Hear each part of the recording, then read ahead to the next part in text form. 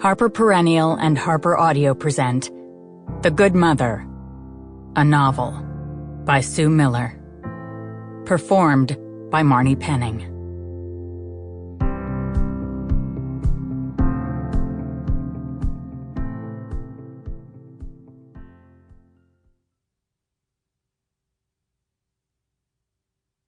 Chapter 1. The post office in East Shelton reminded me of the one in the little town near my grandparents' summer home in Maine.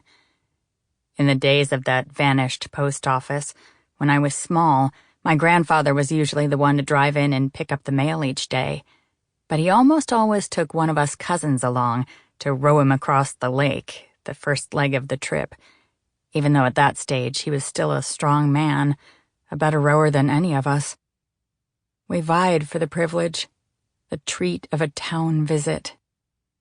Now, as I watched my daughter mount the wooden steps in East Shelton and cross the long, narrow front porch, her sandals slapping the boards noisily, her small legs flashing as she ran ahead of me, eager to be first through the door, I remembered the deep pleasure of entering that other post office of long ago. The same array of brass-trimmed letterboxes, the same worn wooden floors, nicked counters.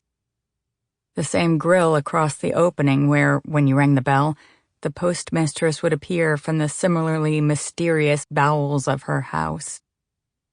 If memory served me, and wasn't being distorted by the push of the present, the postmistress here even looked like that other one. She was 70-ish, skinny and stern, with gray hair and glasses, and skin so white, so floury, you half expected her touch would leave powdery prints on the envelopes she slid towards you under the grill.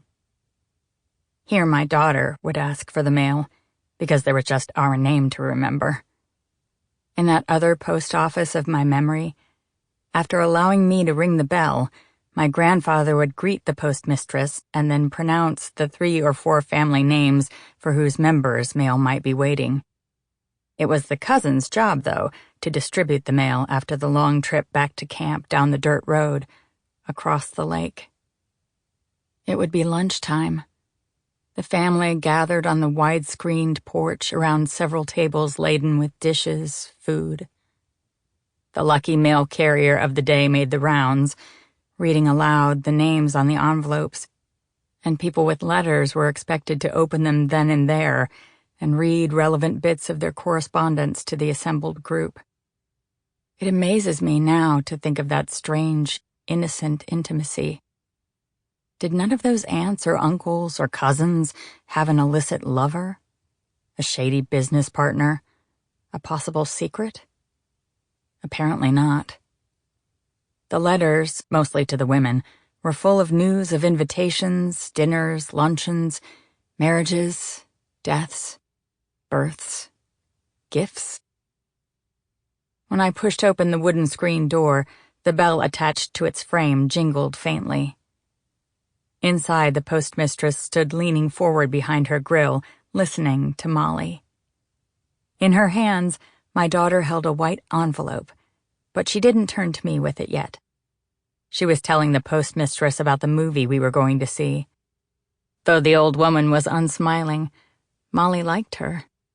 Her attention was absolute, and she'd given Molly several presents. Once a piece of hard candy, and another time, a stack of change of address cards. She nodded to me as I approached the grill and gestured to Molly to hand me my letter. Without interrupting her flow of conversation, Molly did.